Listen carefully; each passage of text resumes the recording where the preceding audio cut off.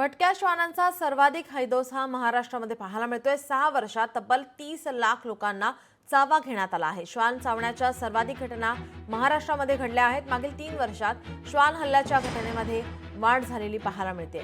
भटक्या कुत्र्यांनी देशभरात हैदोस घातला असून मागील 6 वर्षात तब्बल 2,78,00,000 लोकांचे लचके तोडले आहेत। महाराष्ट्रात 29 लाख लोकांना कुत्रे चावले असल्याची माहिती सध्या समोर येते आहे।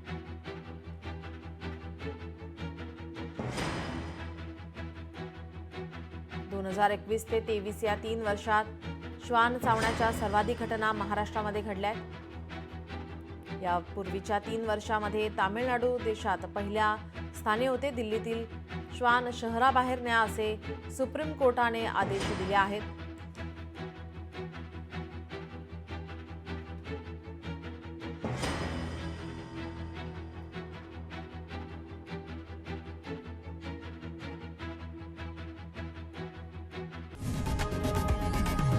लोकशाही मराठी ऐका, पहा, जागरूक रहा।